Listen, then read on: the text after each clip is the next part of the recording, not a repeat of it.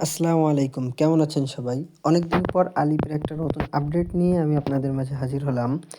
আলিপের বর্তমান বাজার খুবই খারাপ এবং আলিপের খুবই একটা সমস্যা দিচ্ছে বাংলাদেশ সার্ভারে। সেটা হচ্ছে বাংলাদেশের পাসপোর্ট নিয়ে আলিপে অ্যাকাউন্ট করতে গেলে অ্যাকাউন্ট হচ্ছে না, চাইনিজ ব্যাংক কার্ড অ্যাড করতে বলতেছে।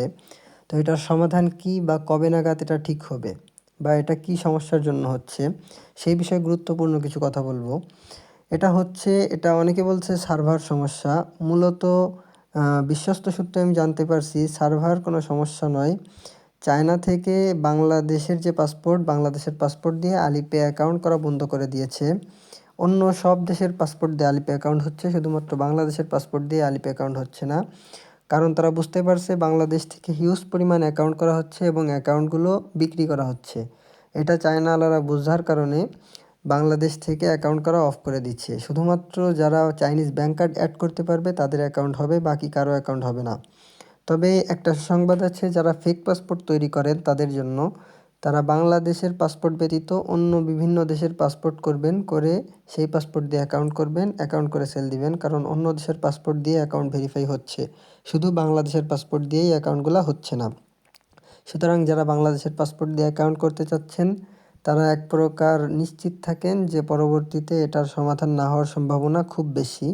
তবে একান্ত যদি এটা খুলে দেয়, বাংলাদেশের পাসপোর্ট দিয়ে অ্যাকাউন্ট করা যদি আবার ওপেন করে দেয়, তাহলে আমি অবশ্যই ভিডিও দিব বা আপনাদেরকে যে কোনোভাবে জানাই দিব।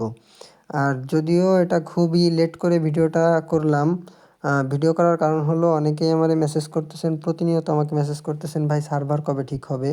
মূলত এটা সার্ভার সমস্যা না, এটা ওরা ইচ্ছা করেই অফ করে দিছে, এইজন্যই এরকম অফ হয়ে গেছে। সার্ভার সমস্যা হইলে সার্ভার ২-১ দিন ৩ দিনের মধ্যে ঠিক হয়ে যেত।